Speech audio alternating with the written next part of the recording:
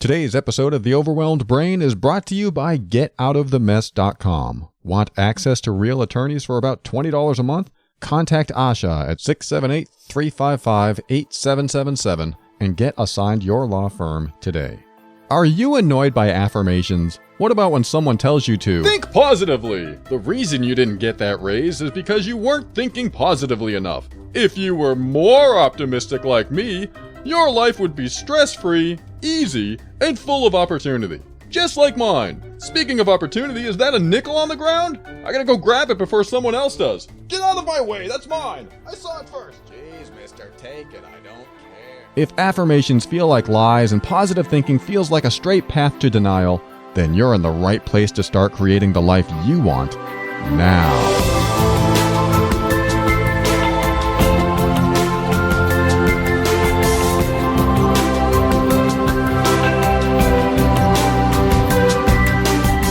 Hello, this is Paul Coliani, personal empowerment coach and host of this show that I, sometime in the past, named The Overwhelmed Brain. And this is the personal growth show for the critical thinker. It's for everyone else too, but on every episode, we'll talk about practical, down-to-earth steps to help you improve your mood and keep you sane in this powerful journey we call life. I want to help you bridge the gap between your emotions and reason, causing you to discover why you do the things you do and what you can do to reach higher levels of happiness and lower levels of stress and overwhelm. Everything I talk about in this show should not be mistaken or misinterpreted for actual medical advice or treatment and is intended to be for informational and educational purposes only. Always consult a physician before making any changes to your medical treatment. What you'll find here is an increase in your emotional intelligence, a strengthening of your self-worth and self-esteem, the motivation to be your authentic self, and the forward momentum to help you learn, heal, grow, and evolve. All right, I want to address a question that came to me that had to do with how I dealt with improving my life when I first started on my healing journey. This person asked, how did you deal with it? For example, the ups and downs of healing and being triggered and good days and bad days and acquiring resources to heal like books and workshops and even trusting the journey and getting yourself out of bad situations. Well, if you've heard my show for a long time, you realize that my true healing started when I was about 35. And I'm going to share with you my story to give you an idea of what you may go through if you haven't really started this journey yet. Like if you're brand new to this show or brand new to some of the concepts. Like one of the concepts that surprised me that a couple of the listeners wrote to me and told me about was the idea of personal boundaries. I've had maybe one or two coaching clients that said, I didn't even know about personal boundaries. And when I heard that, that scared me. It scared me because if you don't know your personal boundaries and you don't know what you stand for inside yourself, then how have you been all of these years? How have you been up to this point? Have you just let people walk on you? I mean, it's possible that's true. Now, I came from a place just like that. I didn't really have personal boundaries. And when I discovered my personal boundaries, it was usually at a time where things got so bad that I exploded, that I erupted, that I was angry, that I lost my temper. Fortunately for those around me, they didn't see me lose my temper all that often. But anyone can get to a point where they are bugged and bugged and bugged until they suddenly explode and say, stop bothering me or stop doing that. They'll get to that point. And that's usually when you access your personal boundaries in an unresourceful way, to put it lightly, because there are resourceful ways to access your personal boundaries by exploring what you want in your life and what you don't want in your life, what you'll accept and what you won't accept. And when you explore those and you're cognizant, aware of those boundaries, then when someone starts to cross the line, you can say, hey, back up a little bit because you're crossing the line. And it's easier to address it then, even though sometimes it's not easy to honor yourself because you might offend other people. And if you have any trouble offending other people, that might come into play. But the idea of honoring yourself when you know what your boundaries are, it does get easier when you are aware of what your boundaries are, as opposed to finding out what they are by continuing to let people overcome you or override you, or I can't think of the word, walk all over you, treat you like a doormat, because you will get to the point where you're either burned out and submissive and I just don't care anymore, or you get angry and say, stop it, leave me alone, and you run away or you scream or you fight, you do something else. So I would rather have you discover your boundaries by understanding what you will and won't accept in your life right now, and honor that in you as much as you can, and even as politely as you can. No, that's not for me. Thank you for asking. I mean, that's a polite way to honor your boundaries, as opposed to getting more and more upset, and then boom, it comes out in an explosion. But let me back up to what I'm going to share here, which is going through the healing journey, starting the process of your journey where you get to a point where you are suddenly on a healing journey. What happens? For me, and probably for most people, I think the very first thing that happens is an awareness. And that is exactly what I was just talking about. An awareness, for example, of your boundaries. I'm suddenly aware that I have boundaries, or that they're called boundaries, that they're called personal boundaries or guidelines on how you run your life. And when you're aware of the boundaries, then you start thinking differently and sometimes behaving differently, oftentimes behaving differently. And for me, and I think for most people, that when the awareness kicks in, that's when the healing can start. I mean, there are probably many ways to heal through some of the emotional wounds that you're carrying with you, but just having an awareness, just someone coming up to you and asking, again, using the same example, personal boundaries, what are your personal boundaries? And you have to step back and go, what are they? Because if you're not necessarily aware of them, that awareness can turn on in that moment. Or not. I mean, maybe you don't even know what they are or how to define them. And I've had episodes on that if you want to explore that on personal boundaries. But the awareness, once that kicks in, starts, in my opinion, the process of healing. Or at least the process to begin healing. Puts you in the right direction to healing. And when I say healing, I mean, most of us have some emotional wounds that we're carrying with us from some sort of trauma, neglect, or abuse from childhood or even into our older years. Something's happened to us when we were younger that changed our belief system, that changed our perception of the world, our perceptions of love and friendship and family and relationships. Our perceptions change after some sort of traumatic event, and then we behave differently. And this different behavior is emotionally driven. And so we develop these new beliefs, new guidelines, new boundaries when we're younger, or lack of boundaries, and we bring that with us into the adult world, and we find out if our beliefs and values and perceptions of the world are accurate by the results that we get, by the outcomes that happen. So if you keep going through job after job after job, or relationship after relationship, or getting no relationships at all, or getting no jobs at all, or, all these results that we get in our life, we can look at the patterns and go, yes, I'm the common denominator, because we have to accept that. We are the common denominator for everything that happens in our life. This isn't working. Or this is working, but this isn't working.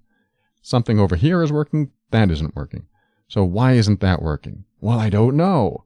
I get burnt out, or they dump me, or they fire me. I don't know why it's happening. Typically, it's some sort of emotional wound. Not every time. There are circumstances that come up, and sometimes it's pure chance that these things happen, but typically patterns will point back to some sort of emotional wounding from the past.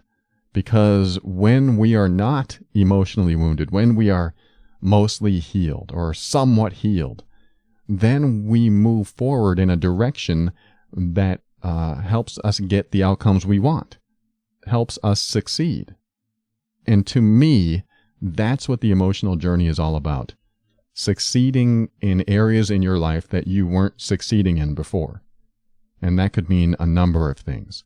You land the job you want, you create the job you want, you meet the person of your dreams, or you leave the person that's highly toxic to you. All these things that can create success in your life start to appear when, again, in my opinion, when these emotional wounds go away, which is why it's so important to start emotional healing as soon as possible, because when you start it, life starts to change. And you know what being in a rut feels like. You know what stagnation feels like. I'm sure you've been there. I've been there. I was there for 35 years, and I thought I had a good life up to that point, even though my outcomes weren't what I wanted over the years. Losing jobs, losing relationships, losing myself, losing my identity, losing my connection to myself, or discovering I never had a connection with myself, discovering that I was wearing a mask in the world, and that mask hid the real me from the world, so I wouldn't be judged, because if I'm judged, I'm not liked, and if I'm not liked, I'm not part of the bigger picture. I'm not part of the clan or the tribe, and if I'm not part of the clan or the tribe, then I'm not paid or fed or loved. I mean, these go into some of the primal reasons we do things, like way down inside, like, I don't want to be judged. Well, why don't you want to be judged? Well, if I'm judged, they won't like me. Well, what's the problem with that? Well, if they don't like me, they won't accept me. And that drilling down into the real reasons we do things and the real reasons we think things and why we do our behavior. And when we start healing emotionally, these behaviors change, and suddenly we're not doing things out of a need for survival. And when that changes, our ambition changes, our motivation changes, and now we're going in a direction that we want and succeeding in ways that we never did before because we're not carrying that baggage. So my healing journey started at age 35. I mean, sure, I got over some other stuff, small stuff. Like I read a book by Hugh Prather called Letting Go of the Little Things or something like that. And I read that before I was 35, and that really helped. I don't even remember why it helped or what specifically helped in that book, but I got quite a bit from that book, but I was still way off from some of the stuff that I needed to heal from. But that was a good step into healing. So if you want to look that up, it's on my website, theoverwhelmedbrain.com. You can click on the resources button, find it there. But I did move forward in that book. I had some forward momentum. And then, I went through this big breakup after 13 years with this girl that I thought I was going to spend the rest of my life with, and it turned out to be wrong. The last year or two of our relationship, she fell out of love with me and then left me. I went into a depression because I was highly dependent on her for my happiness, which, if you've heard me say it, that's a very bad place to be, to place the pressure on someone else for you to be happy. Instead of arriving to the relationship as this happy, healthy person, you arrive in the relationship down until they make you happy. That's dangerous. That's dysfunctional. They can make you happier, but to put the pressure on them to be your only source of happiness, they will feel the pressure, and it will create dysfunction in the relationship, and the relationship probably won't last. If that's the first time you've heard that, I don't mean to sound cold when I say that, but that is typically the case of what happens, because I did that. I was there. It's exactly what I did. It's probably one of the primary reasons that my 13-year relationship ended, aside from my judgment issues, which is a whole nother story in itself, but that I had to heal from as well. But after that relationship ended, And my depression came into full force. I would say it was a moderate to, maybe not severe, but it was quite moderate. I was completely stale, dull inside, void and devoid of emotions, and just non-feeling. I couldn't even feel sad. I was just non-feeling. And having no feeling at all was like being dead. But you'd think that non-feeling would be at least peaceful. But it wasn't. It honestly felt like I was a sponge of negative emotions, and I couldn't squeeze it out where the negative emotions would just run out of me like water from that sponge. It would just run out, but I couldn't squeeze it out of me. There was no way that I knew that could happen. So I carried this depression with me into my next relationship. And at that time, I had just turned 35, I think. And the woman I met was this highly energetic, loving, passionate girl that had a good sense of humor, and we got along great. However, I was depressed, and she didn't know how to communicate with me. She didn't know how to relate to me. We were on opposite ends of the energetic spectrum, I guess you could say, or emotional energetic spectrum. So even though we had a lot in common and we got along great, my energy didn't match hers, for lack of a better term. So she said one day that I can't be around you. You're so depressed. Call me when you're not. And that's when it hit me. That's when things really built up, and all these outcomes in my life, all these results that I've had, was repeating a pattern again. Oh no, I'm losing someone else that's special to me. It's happening all over again. And suddenly, when I had that thought, that deep connection to my emotional being way inside must have triggered some anger and a lot of hatred toward my stepfather. And this hatred that I'd been holding on to for 35 years suddenly came out in tears, and I buckled down on the floor, was crying and yelling at the top of my lungs, "I hate my stepfather." And that was one of the most pivotal moments in my healing and growth journey, because after that moment, I realized how freeing it felt to express something that I was holding on to, that I didn't even know I was holding on to. And because it came out, because, I thought, I'm not supposed to hate people. If I hate someone, then I'm a bad person. So I never allowed the feeling of hatred or the thought of hatred to enter my mind. But boy, when it came out, I suddenly felt, for the first time in a long time, less depressed. I'm not saying I was happy. I was less depressed, and it was a different feeling, and it was a lighter feeling, and it was a less numb feeling, a less void feeling, and that felt good. It felt like forward momentum. And the next day and the day after, I'm like, what just happened? I was able to release hatred that I've been holding on to that I didn't even know I had. And suddenly I feel better. What does that mean? And, I learned about how we repress negative emotions, hold on to them, and then we own them and hold on to them so tight that they control our behavior, they control our state, they keep all the good emotions down too. Because when you hold on to a negative emotion, you're also holding on to a lot of positive emotions. They're all in the same pool down there. And when you let go of the negative emotion, it's like you're unblocking the path of good emotions that you can feel too. Suddenly some good emotions come out, and your state changes, and you feel better. So personally, at 35, that's when my real healing started, because that breakdown was the beginning of a breakthrough of new ways to heal the emotional wounds. And one of those new ways was full expression of what's going on inside of me, even if I look like an idiot doing it. Because I guarantee, or at least in my eyes, I look like a blubbering idiot, buckled down on the floor, crying like a baby. Because that's what I felt like. These tears were running out, and I was screaming, and a psychotherapist could look at me and go, he's having a childhood regression, and that's probably what it was. Something I've been holding on to from childhood. I regressed back into that place inside of me, and as the adult, released what I was holding on to, at least a lot of it, because I no longer have hatred for my stepfather. I was able to turn on my awareness for that hatred, cry it out, yell it, release it, and then move on. And then the hatred was gone.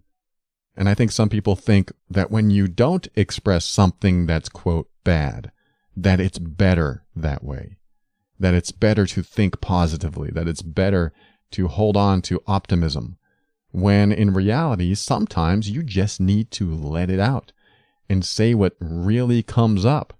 Take out the resistance. And that's what I did. I took out the resistance. The dam broke. The tears came out. The screaming came out. And the next day, I felt lighter than I've been in a long time, emotionally speaking. So my healing journey began at 35 years. And then the woman I was with at the time, she decided to stick around because she saw an improvement in me. I remember the first couple years was learning how to communicate better, learning how to express myself better, learning how to be honest and authentic. And she provided a safe place to do that. But, I was still judgmental and I was still triggered. There were still emotional triggers in me that were popping up left and right. And as they popped up, some I shared, some I didn't. When I shared it, it didn't make the triggers go away, but I kept working on myself. And by the end of my relationship with that woman, who eventually became my wife, she finally left because she did not feel safe around me anymore. I was highly judgmental and I had some other triggers going on, and I hadn't healed from those yet. During the last year of our relationship, I started to heal from them, but it was too late for us. And like I said, if you've been listening, you've heard this story, so I don't want to repeat it too much, but I wanted to address the healing journey and what's going to happen for you if you haven't started it yet, or if you're just starting it, is that you need to welcome some thoughts and some feelings that you might not want to have. You might need to welcome some memories that you don't want to come up. I'm not saying you have to. I'm saying that if they are consistently prevalent and consistently driving your behavior and motivating you to do certain things or say certain things or act in ways that are protective of yourself because you're still driven by these negative events in your life, then it's possible that by letting them come up in a safe place with a safe person, whether that's a friend, family member, therapist, coach, wherever you feel like you can express yourself and let this stuff come out, because you might have a breakdown when it comes out. That's why it's probably better to do it with someone. And I've done some of this stuff on my own, but my biggest breakthroughs have usually come when I was with someone else, because there is the safety factor. When you're with someone safe, then you're probably more willing to share with someone safe, just in case you can't handle it. And they can be there as this safe, non-judgmental person that will say, hey, I'm here if you need me. Or here, cry on my shoulder. Or, tell me what else is bothering you. Or, hey, let's just take a break. You're somebody there to sort of guide you, even though you're doing most of the work. I hate to call it work, but it is. Sometimes it is hard work to get through this stuff. So along your emotional healing journey, really the best advice I can give you is to remember that, what's the AA quote or saying? I think it's take it one day at a time, right? Take it one day at a time. Today, something might come up, and tomorrow something else might come up. And then the next day, nothing will happen. But it's good to be aware and present every day, which brings me to my previous point, which is stepping out of the situation and being aware. It's the first time you become aware of something. Like I said about one of my clients, she's like, I wasn't even aware I had personal boundaries. The day you become aware of something in you is the day that the healing can begin. It may not begin on that day, but you've surely opened the door to it. And let me tell you what happens is you go forward with not only your, quote, problems, your challenges, but also an awareness that they exist. And it almost feels like you're two different people at that point. I don't want to throw in any ideas of multiple personalities here, but there's you before awareness, and then you after awareness. And that does feel like you are a separate person. So when you begin this healing journey, or if you've not already begun, you can have your, quote, problems, your challenges, and then you can have your awareness of those challenges. And your awareness stays the active observer of your behavior. It's hard to explain, but I have a feeling you get it. Because when you're aware of your own behavior, then you notice it when you do it. You're not completely unconscious and just being immersed in that behavior as it unfolds, because you might still have behavior that you do that you don't like, but you're also going, wow, I just did behavior that I don't like. That's healthy. That's critical thinking. That's observation, awareness. And it's also being very present in the moment about what's happening over there, in a sense, because that person that you are over there doing that behavior, you may or may not like, but at least you're being an active observer so that you can talk to yourself later. Why did I do that? Why did I say those specific things? What was I trying to accomplish? You can drill down into what's going on inside yourself, and you may not get the answers, but at least you're aware of it. So let me rewind all the way back to the beginning about the question that this listener asked me. What do you do about the ups and downs of healing and the good days and the bad days? You really can't prepare, because preparing is very conscious. If I said, okay, I'm going to have a bad day tomorrow, so how do I prepare for this consciously? I mean, yeah, there are probably some techniques that I can talk about, but for the most part, if you are doing emotional healing, then preparedness isn't necessarily unconscious enough for it to happen organically and naturally and from a place of self-empowerment. If that doesn't make sense, let me try to explain it a little bit better. If I told you that you need to have a breakdown about what you're holding on to, would you be able to do it? In most cases, probably not. If somebody said, well, that hatred that you're holding on to for your stepfather, you need to have a breakdown and cry that out. I'd be like, okay, let me think about how to do that. As soon as I start thinking about it, it's a very conscious process.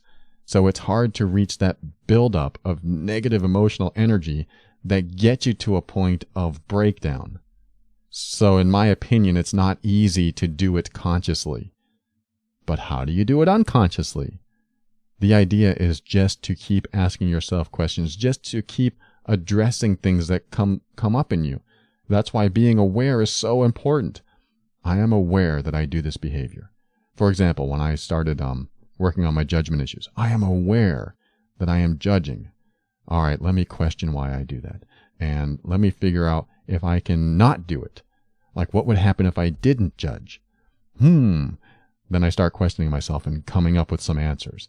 I may not be able to resolve it just through questioning, but at least I'm open to resolving it. And that's where you want to be. You're open to resolving it, and you're open to doing it in a way that might feel uncomfortable.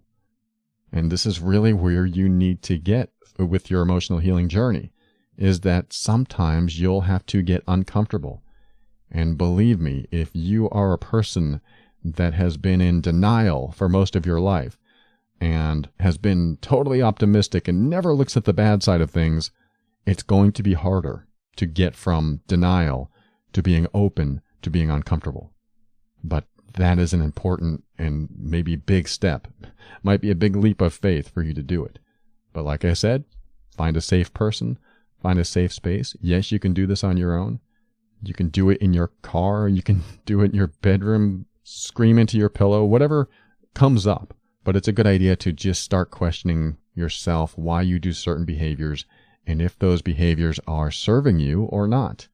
And are they harming other people? And then you can ask yourself, why am I harming other people? Well, I don't mean to harm other people. All I want to do is what? Protect myself or get my needs met or whatever it is for you. So your healing journey is going to be yours. It's going to be unique. It's going to be sometimes organic in the sense that things will happen that you're not prepared for. And sometimes those are the best things that could ever happen. My first breakdown was at 35. My second breakdown was like 39, 40, when it was literally breaking down in the desert with little to no money and all my stuff in my car. And I was 1,000 miles away from home.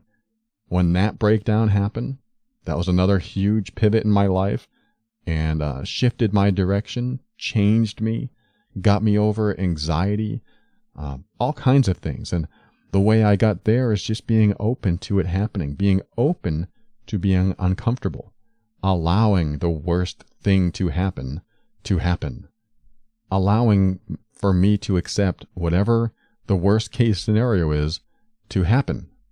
And that's what happened. I didn't plan it. It wasn't something I wanted. A lot of this stuff isn't. We usually don't want to feel what we have to feel when we're going through emotional healing, but it happened and it changed my life. And let's see, what's the next breakdown after that? My divorce. It wasn't a huge breakdown, but it happened. And I went through the uncomfortable period and I went through some enlightenment, not full enlightenment because I'm still here, but I went through that period of, I don't want to do this, but I'll do it anyway, just because I know that breakdowns lead to breakthroughs, lead to feeling better. So your emotional journey is going to have its ups and downs. You take it day by day.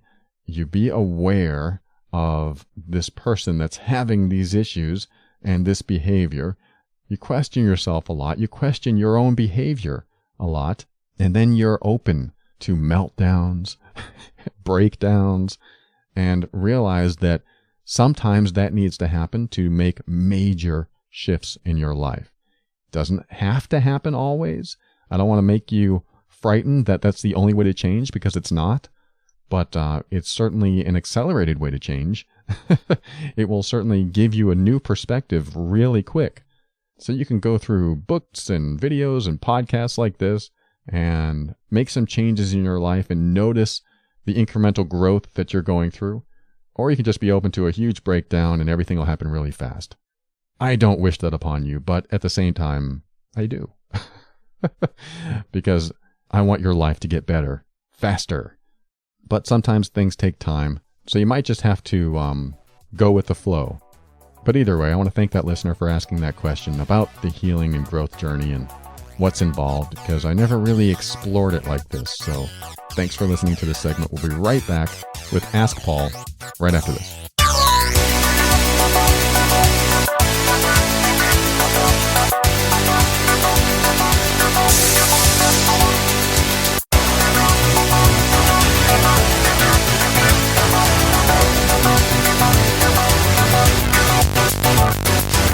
Welcome back. In fact, I would like to welcome back Asha with GetOutOfTheMess.com. And Asha is our legal plan expert. She represents Legal Shield. And every now and then I like to ask her questions about the service and like to share it with you in case you're interested in something like this. Asha, why don't you tell us what this legal plan is all about and maybe clear up one of the misconceptions that I've heard, which is this is like a fly-by-night attorney working out of his basement. Not that there's anything wrong with that, but a lot of people have different ideas of what they're paying for. Like, what do you get for $20 a month? So I'm just curious if you could address that. Sure. Actually, I had a call just last week or the week before, and the gentleman I was talking to could not reconcile that there was any way that these could be quality attorneys for $20 a month. I mean, it's just impossible, right? Because attorneys hover in the average of about $250 an hour. So 12 months at $20 a month is 1 hour of legal time. So if I tell him that it's a quality attorney, then he says, well, then they must cut me off. I mean, I ask a question, they're going to cut me off immediately and say I have to hire them. Actually, neither of those things are true. The service is absolutely quality attorneys. And in fact, they are rated by the members as we use them. We let the legal shield company know they satisfied us, they didn't satisfy us, the service was good, the service was poor, their response time was not within guaranteed limits, that sort of thing. And if they don't meet those top quality standards, they get fired. Their entire firm loses their state, and they lose all of that revenue. So how does it work? It works because they get prepaid money on a percentage of every monthly fee that you and I and the other 3.5 million members spend. And so each state gets a portion of that money, whether you ever make a call or not. So those of us who do make calls, their goal is to give us great service so they don't get fired, and to do it quickly and efficiently so they're not running up your bill. It's really beneficial to everyone involved. You get what you need, you get it fast, you don't get your bill run up, and you're not talking to paralegals. They ask me, it must be an assistant or a paralegal, right? It can't be an attorney that I get to talk to. No, you do. You, just like an insurance claim, more or less, you call in, you place the ticket, they call you back within 6 business hours. They already have a summary of your question. They'll ask you more details. They'll answer your question right there on the spot. I've had them spend 30 minutes with me on the phone answering my questions. All of my attorneys have been wonderful, nice, helpful, gotten me what I needed, and I saved a lot of money doing it. And they've been wonderful. So if you think you might be interested in the plan and you're curious who your firm might be, just give me a call or a text at 678-355-8777, or go to my website, getoutofthemess.com, and leave me a message, and I'm happy to send you that information and let you know who your firm would be.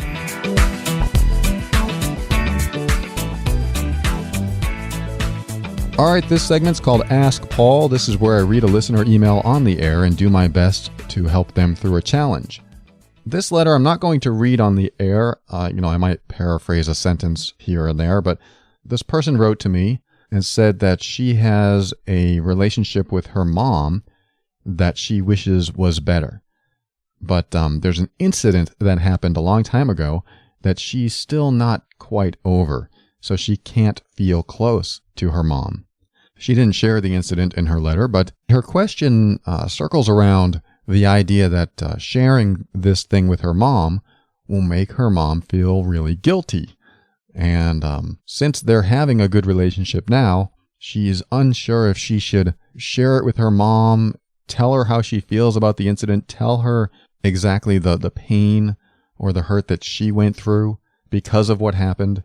And she's wondering maybe she should just let sleeping dogs lie, or if she does that, now she has this thing that she's holding on to and she doesn't think she can be closer to her mom. But if she does tell her, then her mom will feel guilty, and now the mom will bear the pain or the guilt or the shame or whatever it is. And so she's kind of stuck. And so, I read her letter, and the very first thing I thought of was, wow, that's a tough one. And the second thing that I thought of was, oh, I've sort of been there myself, in the sense that I had a family member entrust me with some information that I believed should be absolutely public knowledge, at least to my mom and other family members. But this family member that shared it with me said, no, this is just between us. And that was hard, because now I have, and I'm going to use the term burden, even though it wasn't, but it was to me, even though whatever happened to this family member and not me, but now I have information that I am holding on to, and it is an emotional burden to keep it to myself. Again, burden's not the right word, but that's the word I'm going to use. So I have this information now, and I want to share it with my mom, and I can't, because I committed to not share it out of respect for this family member who told me. So I know I'm being vague. I'm sorry, but I need to keep some of this private out of respect for those that are involved. But the point was, now I have this, quote, burden, this emotional burden, and now I'm having trouble relating, for example, to my mom, not because she was directly involved with it, but because I have information that I want to tell her, and I feel like I'm stuck. I feel like I can't be honest with her. Now, is it a matter of being honest? I mean, where is my focus? Is it that I'm going to be dishonest to my mom, or that I'm going to be respectful and in integrity with this other family member? And when it came to the conflict inside my mind, I chose to put my focus on the respect and integrity for this other family member. Because really, what this other family member went through was what they went through, and it wasn't what I went through. So really, all I had was information. I had information that I thought would be very important for everyone to know, but now I have to keep this secret. And I did. I did keep that secret. And it didn't pain me, but it irked me. It did cause something inside of me because I just wanted to share it. I wanted to express it, but I promised I wouldn't. So when it comes to something like this, when you want to share a piece of information or express yourself to someone, and you think that by expressing it, it's going to make someone else feel a certain way. You know, I promote that we're not responsible for someone else's feelings.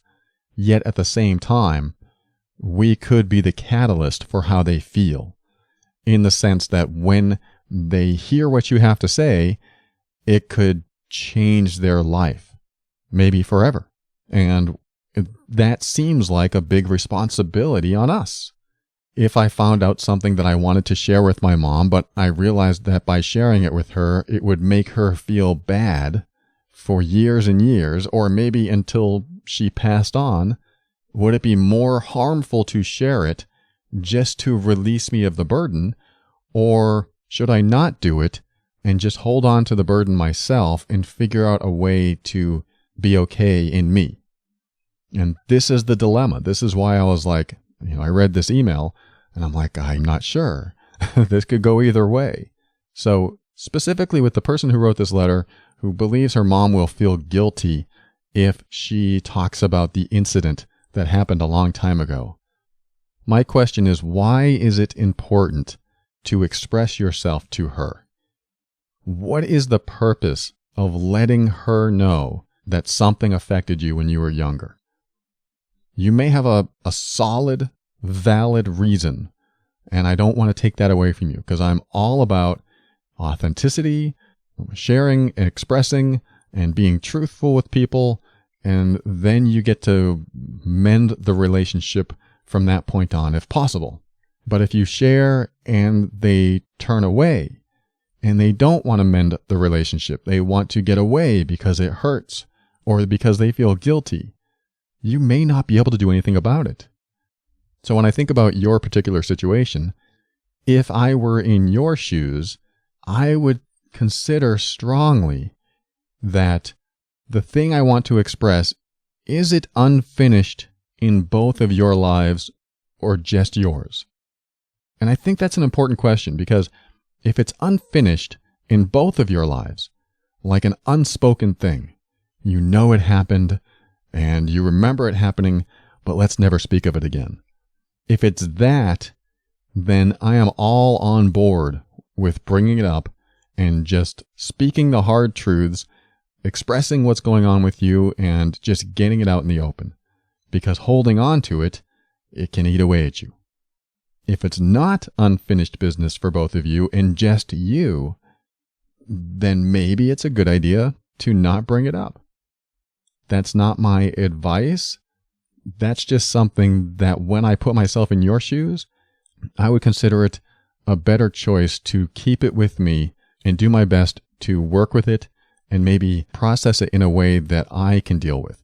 Because really, you can look at it this way.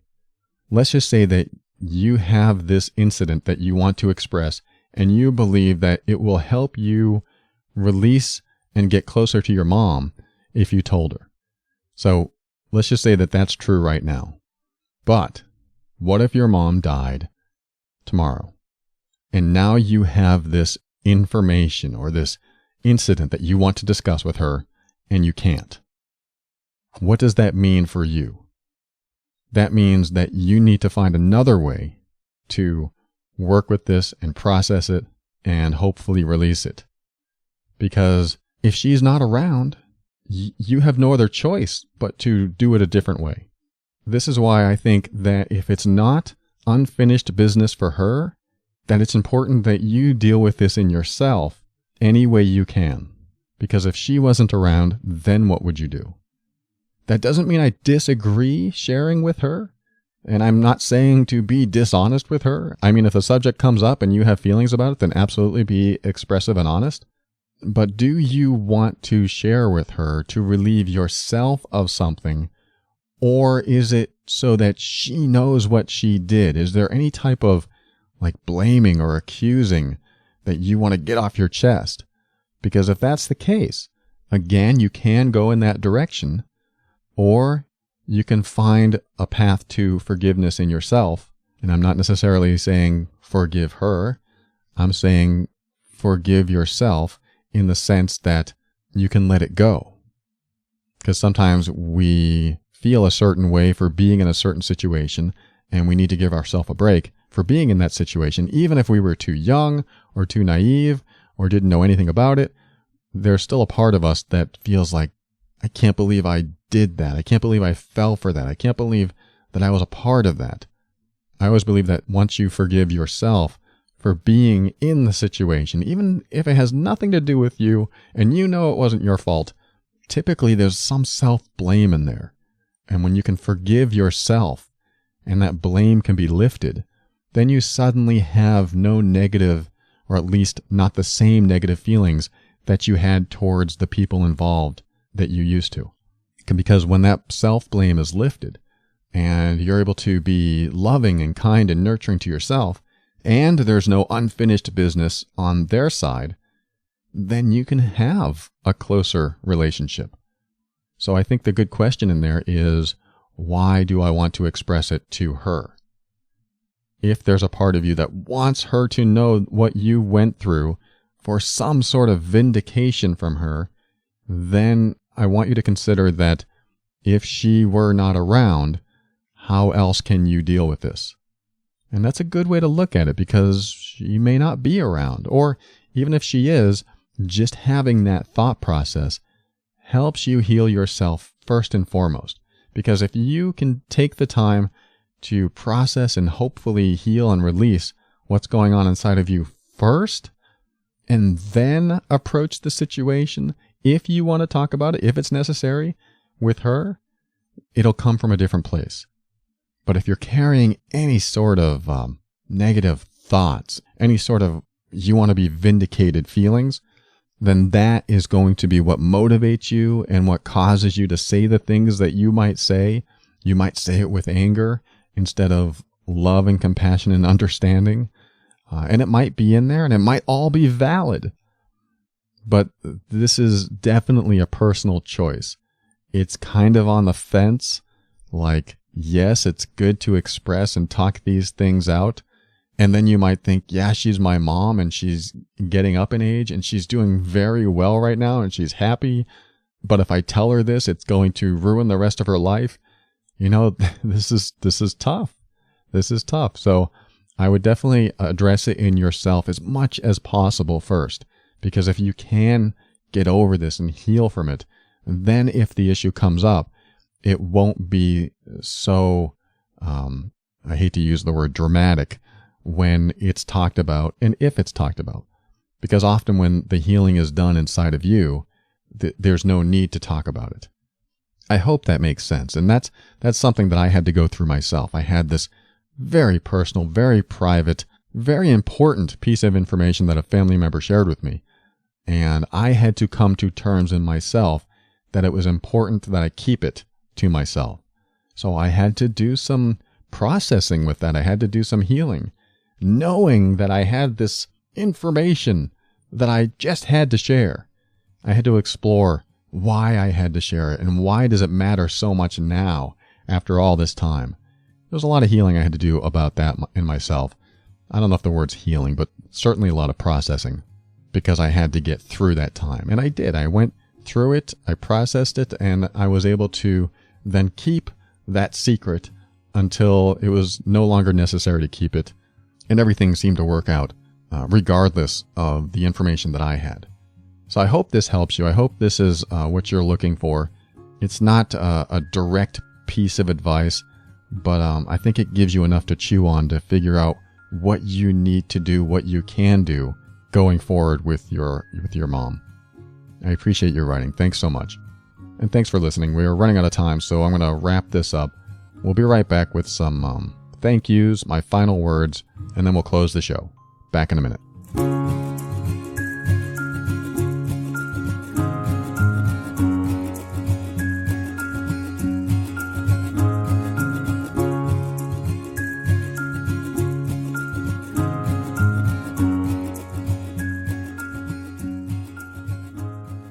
Thank you for listening to another episode of The Overwhelmed Brain. I want to thank Asha with GetOutOfTheMess.com. You can't beat the idea of having real law firms at your beck and call. So if you're in the US or Canada, give Asha a call at 678-355-8777. And before you even purchase the service, she can tell you who your law firm is. So that'll give you something to Google search if you're interested in this service at all. So give her a call when you get a chance. And if you haven't gotten the book yet, go to Amazon or Barnes & Noble and get The Overwhelmed Brain, Personal Growth for Critical Thinkers. Yes, it's the book. It's the place where I tried to condense everything I know in a linear fashion so that you can walk through step A to step Z and become the most self-empowered person that you can be. As of this recording, it's a week to Christmas. What a great Christmas gift. If you like what I teach and you want to spread it around, get the book, wrap it up, put it on your coffee table so that others see it, drop it off at a friend's house, and help other people reach an empowering place just like you are, or you're trying to get to, or you're working on it. That's the Overwhelmed Brain book. It's got all the pink arrows on the cover. I didn't really have too much decision-making power in the cover design. But that's okay. It gets the point across. Get the book today. You're going to love it. And finally, thank you to Kevin MacLeod of Incompetech.com for some of the music transitions in The Overwhelmed Brain. All right, to close the show, I'm going to read you a paragraph or two out of the Overwhelmed Brain book. No, I'm not doing this to promote it and market it, although it might be a side effect. But this is actually relative to the things I was just talking about in the last segment. The heading for this paragraph is Focus on Your Healing, Not Others. And I wrote, if the problems in your life have to do with a relationship, and you blame the other person's behavior for everything that's wrong about it, you will always have relationship problems. The quality of your relationships is directly reflective of the level of dysfunction in yourself. When you look at someone else who you believe to be the problem, you sometimes fail to observe what it is in you that keeps that problem in your life. And like I said, that's right in line with the last segment where I read that, or I didn't read an email, but I told you about the email that I got, where she may or may not be focused on her mom and what the problems her mom caused in her life. Because, you know, if you have a family member or a friend that caused problems in your relationship with them, do you focus on yourself and what's important to you and your values in a relationship?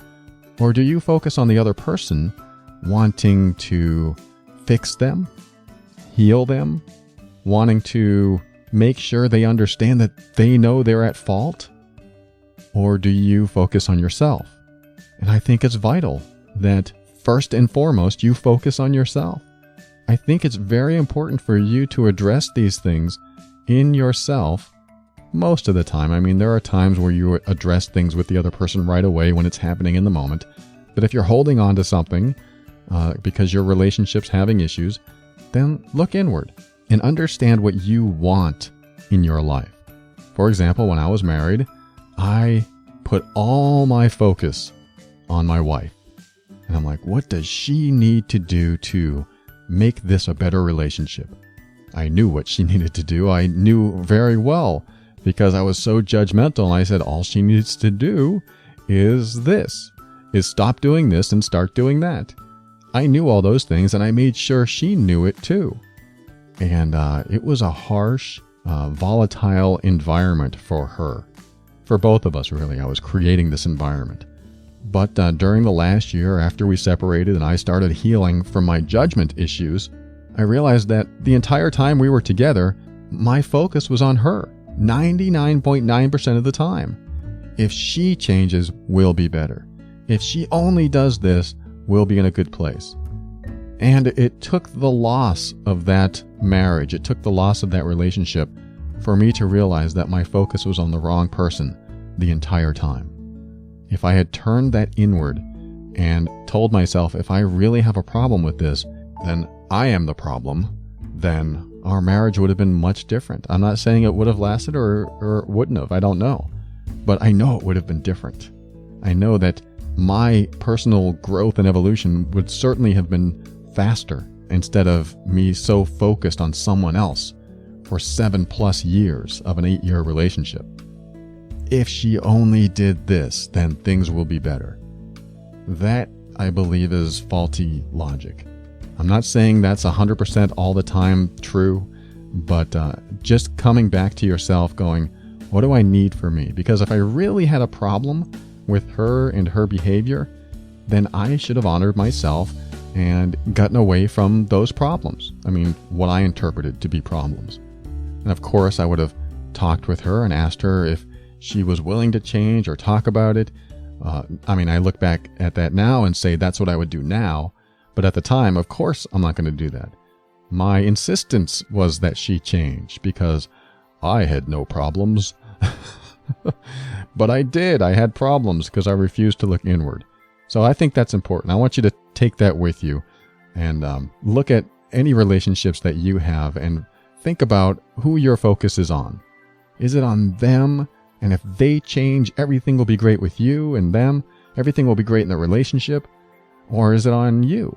And as you heal, learn, grow, and evolve, they're either going to do the same with you because they want to be with you, or they're not. And that doesn't mean they don't want to be with you, but they may not want to grow out of what they're going through. Or maybe they're not going through anything. Maybe it was all inside you, and once you heal, the relationship will get better.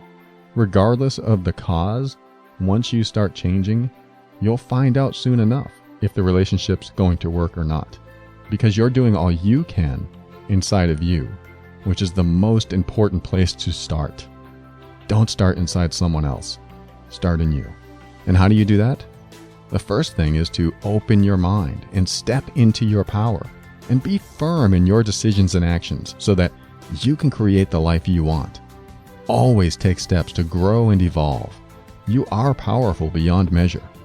And above all, and this is something I absolutely know to be true about you, you are amazing.